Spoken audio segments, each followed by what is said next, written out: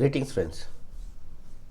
Today in this video lecture we'll be learning about advanced ruling, and this video lecture will be helpful for anyone who wants to understand the concept of advanced ruling as given in CGST Act. However, the video has been prepared specifically for the students who are preparing for advanced tax law of CS professional program paper 2 of module 1. The study material of institute has been used while preparing this video. So the concept of advanced ruling as given in lesson 5 of advanced tax law of CS professional program is covered in this video lecture. The advanced ruling under CGST Act is given in chapter 17 in section 95 to section 106, and the corresponding rules are given in chapter 12 from rules 103 to 107A. When we see the previous question papers, the concept of advanced ruling as far as the papers are concerned with reference to the professional program, we'll find that it is an important chapter, as in June 2018 question for 5 marks was asked, which was basically a question given in 3E, where it has been asked that Bhargav Pesticides Limited, a domestic company, intends to start a business in Calcutta involving supply of certain goods mostly meant for foreign buyers in China. There is some difficulty in the classification of goods. Can the company seek advance ruling from the Authority for Advance Ruling formed under CGST Act 2017 in respect of the issue of classification of goods? Can the company also seek ruling on issues involving place of supply? So basically this deals with the concept of advance ruling and its classification, its scope. And then in June 2019 attempt, a question for 4 marks was asked in question number 3C, which is basically states the matter on which advance ruling can be sought under GST rule. State any 4 such matters as specified under the CGST Act 2017. In December 2019, question of 1 marks was asked. Basically it was a true and false question. The question was, rectification of advance ruling must be made within 3 months of the date of the order. So in this manner we find that advance ruling as a concept should be understood by each and everyone who is professional in the field, and at the same time from the previous attempts we find that we have question up to 5 marks. So let's start learning the advanced learning. Advanced ruling under the GST Act basically is a concept wherein taxpayer have been provided with the mechanism to get clarification or answers to the question related to any specified matters or any matters related to the supply of goods and services. To get a classification, a taxpayer can approach a body called Authority for Advance Ruling, which then gives a decision in the form of advance ruling over the matter referred to it. If there are matter over which the Authority for Advance Ruling cannot issue advance ruling, then the applicant or any other concerned person like jurisdictional officer, concerned officer, or any interested person can approach appellate authority, or as it is called, National Appellate Authority for advance ruling. The advance ruling is an interpretation of tax law by the authorities, and it is given to the taxpayer who are confused about the various tax laws. This deals with the current scenario as well as the proposed supply. The advance ruling could be classified into two parts. First, public ruling. Second, private ruling. Public rulings relates to the concept on general or specific tax issues and may be applied without making any application for ruling, whereas private ruling refers to a reference made with respect to the statement issued upon request of a potential taxpayer, indicating the tax administration's view of the tax treatment of a particular set of facts and circumstances contemplated in the process of completion or completed or not yet assessed scenario. The objectives of advance ruling are: it is a mechanism by the taxpayer wherein it provides certainty in advance with reference to the tax liability in relation to an activity proposed to be undertaken by the applicant. Then it attracts foreign direct investment, because if the tax liability is transparently shown, then FDI will be attracted. It leads to reduction in litigation and other disagreements. It also discloses the ruling efficiently in a transparent and inexpensive manner. The scope of advance ruling is given under subsection 2 of section 97, wherein advance ruling can be sought for the following question. The first is classification of goods, services, or both. This could be relating to impact of wrong classification, what has happened and what should have been done in that situation, pre-GST classification and post-GST classification issues, comparative analysis of classification.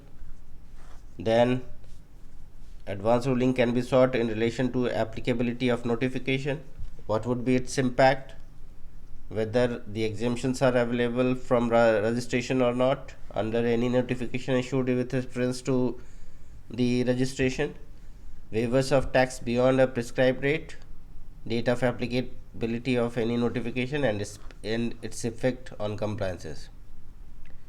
Then advance ruling can be sought with reference to determination of time and value of supply of goods or services or both, where we can have identifying the time of supply, identifying the supplies on which tax liability arises under the reverse charge under subsection 3 and 4 of section 9, determining the nature and content of supply, that is goods, services, composite supply, mixed supply, or it is a works contract.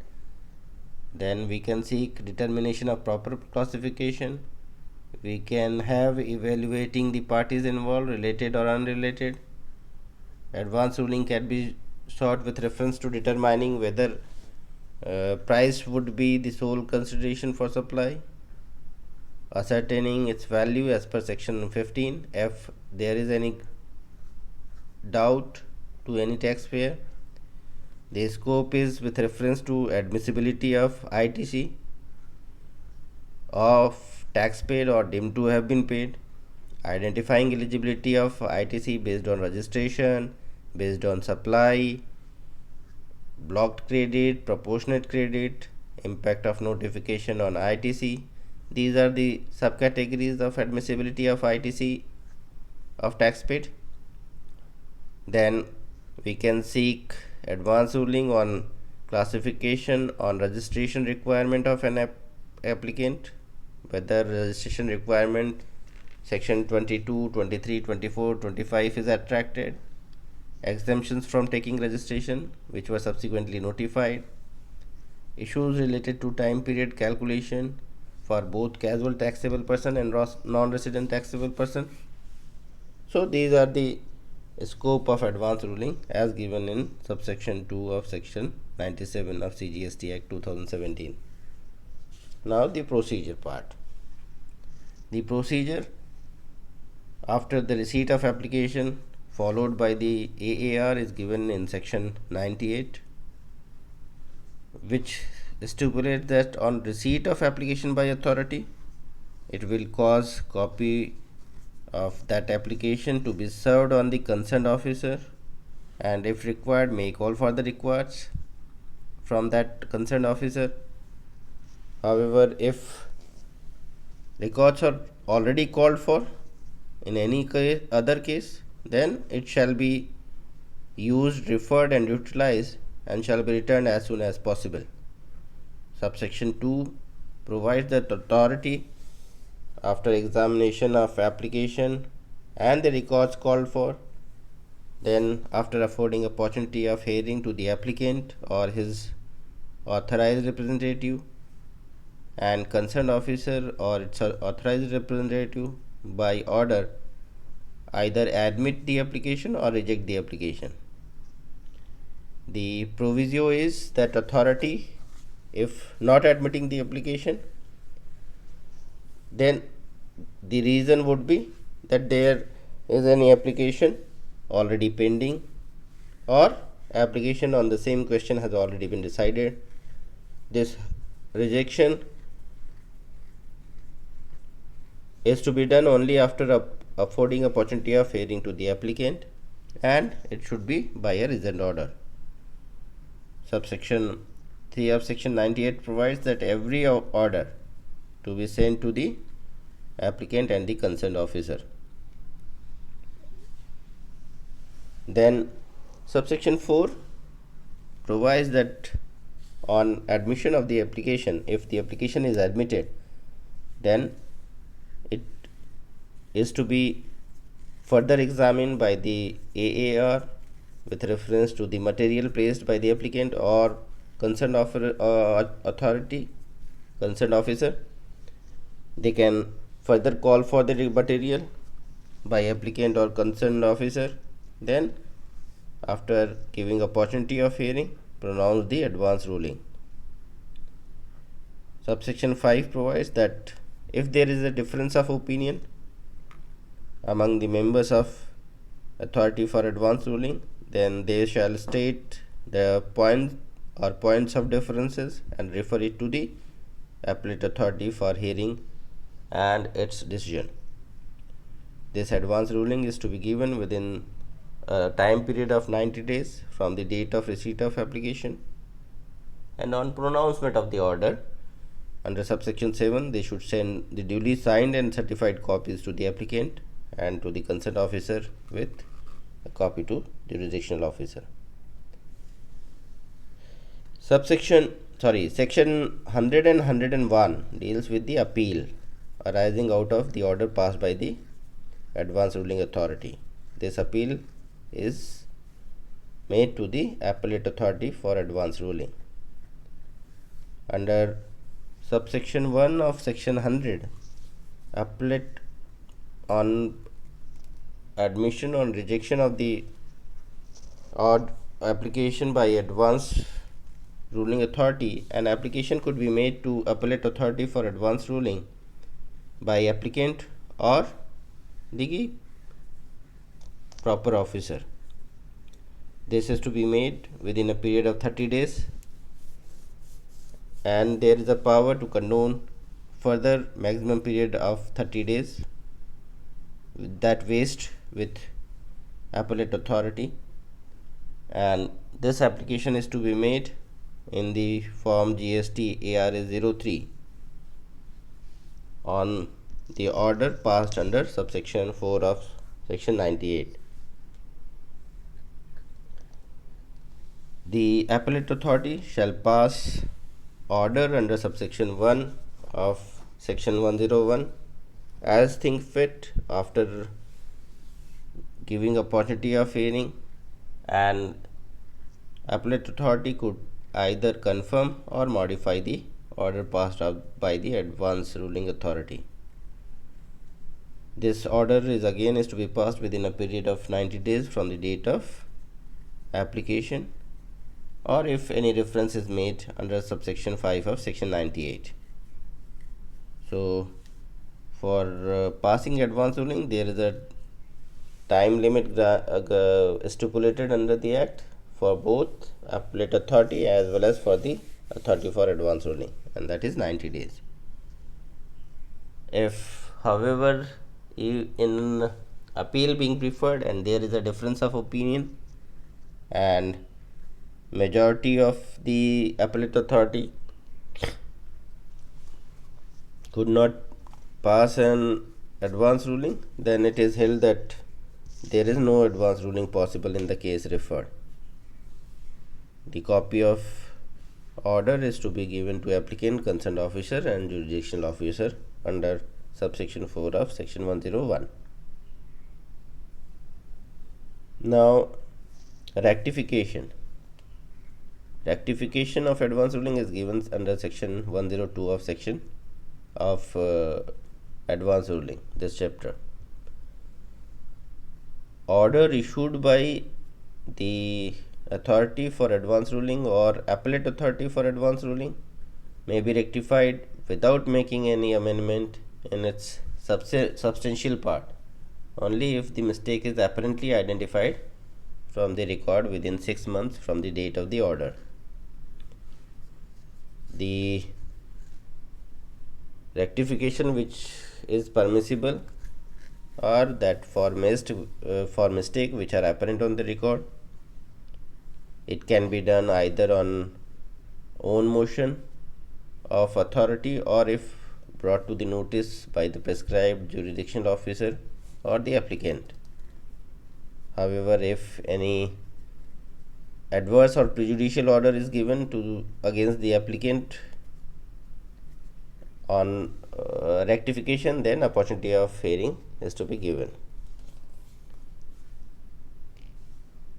There are some example dealt with reference to the specific issue referred to the authority for advance ruling.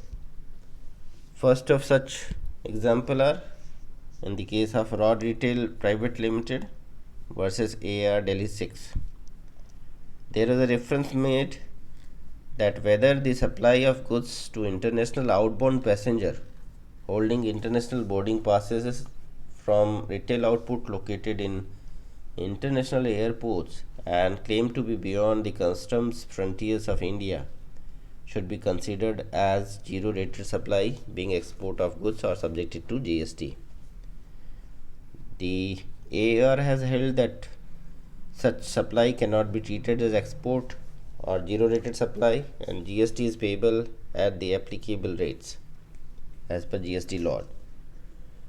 Goods are said to be exported only when they cross the territory of India, and it cannot be said that it has been exported merely on crossing the customs frontier of India. It has held that when goods are exported by air, the export will be completed only when goods cross the airspace limit of the territory or the territorial water of India in case of vessel. Therefore, outlet located in the security hold area of international airport, which is not outside India but within the territory of India, are liable to GST.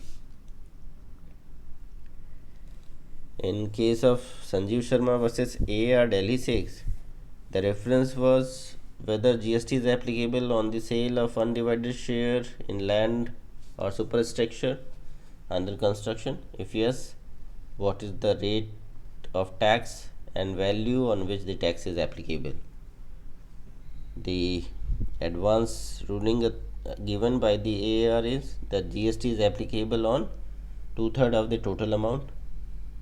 The rate of GST would be 18% based on the fact that the sale of land is specifically excluded from the scope of supply of GST, and GST is not applicable on it. However, as per GST law, construction activity is treated as supply of services.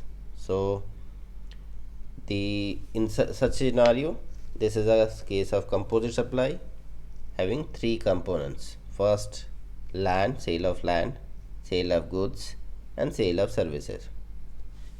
Land and its superstructure become inseparable and cannot be sold individually. In such scenario, GST is not applicable on land, and the value of the land has to be excluded from the taxable value.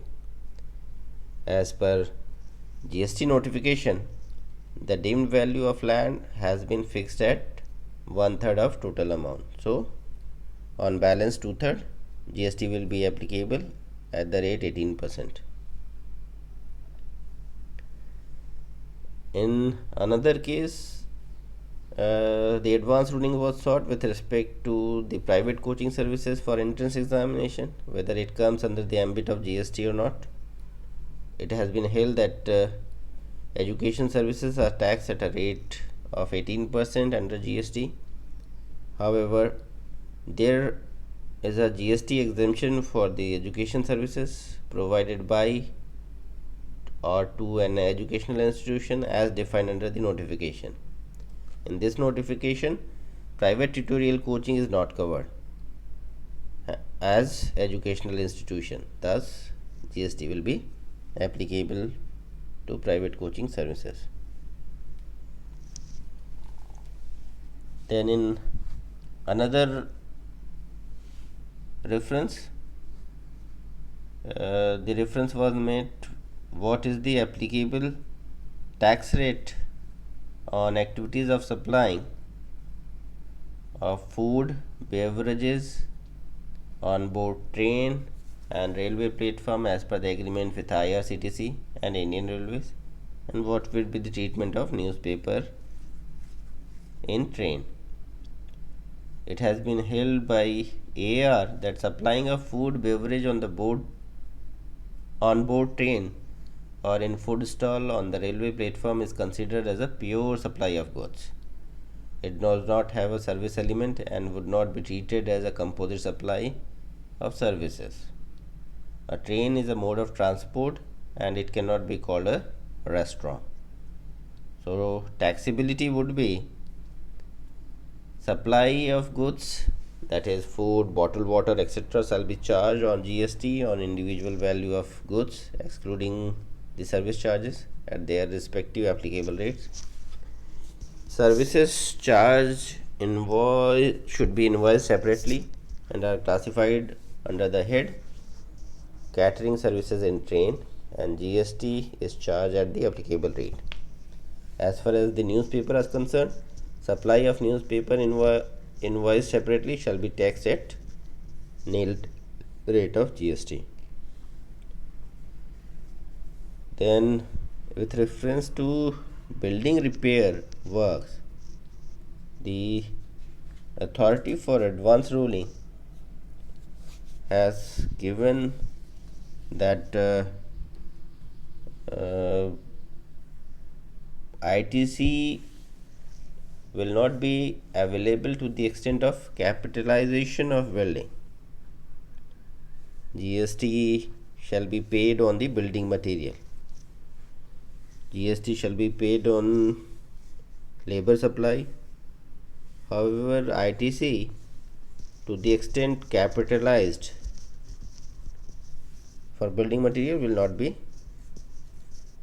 allowed. Same is the case for labor, that ITC will not be allowed. in respect to the repair work relating to electric installation, sanitary fitting.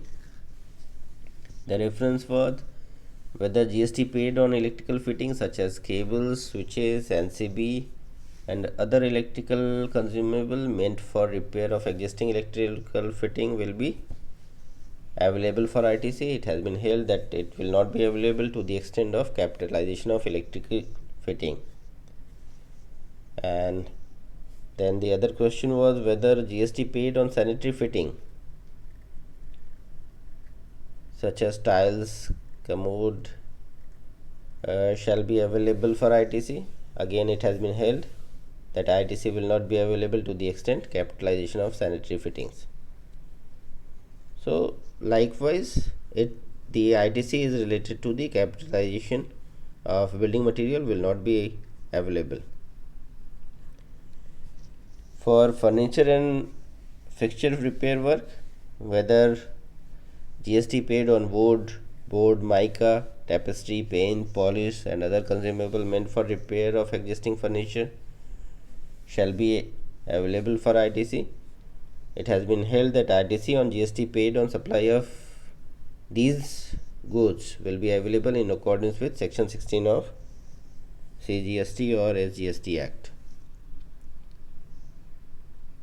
So with this we come to the end of this video lecture, and I hope that this makes the clear with reference to the concept of advanced ruling as given in GST law. Thank you, friend.